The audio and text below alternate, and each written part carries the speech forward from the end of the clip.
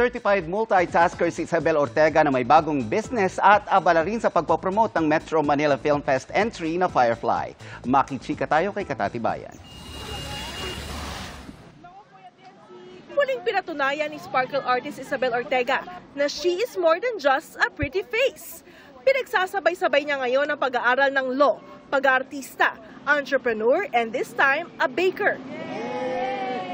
Malapit daw sa puso ni Isabel ang passion project na ito dahil kapartner niya ang kanyang inang si Michelle Ortega. Ever since naman po talaga, yung love for baking is nasa amin na po ng mom ko. It's about time na ituturo rin niya sa akin yung recipes niya.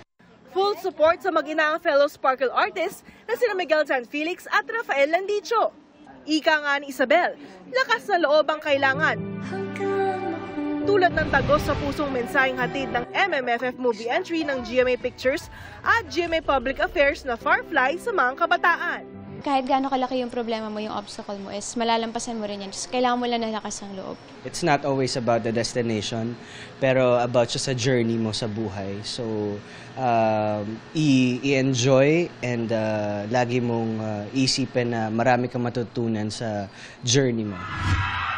Very fulfilled at grateful si Isabel dahil dinumog ang Davao Mall show ng kanilang movie.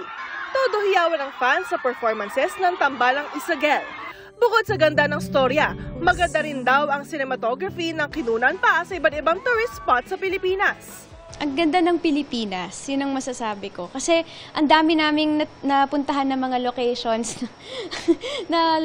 na tulad ng Mayon, ng Mount Bulusan, talagang na-tour namin yung Bicol. Sa Pasko, magiging abala sina Isabel at Miguel sa promotion ng pelikulang Firefly. Gayunpaman, looking forward silang ipagdiwang ang Paskong Pinoy with their family and loved ones. Katatibayan, updated sa showbiz happenings. Mga kapuso, maging updated sa showbiz happenings anumang oras. Mag-subscribe sa GMA Integrated News sa YouTube. Para sa mga kapuso abroad, bisitahin ang GMA Pinoy TV at www.gmanews.tv.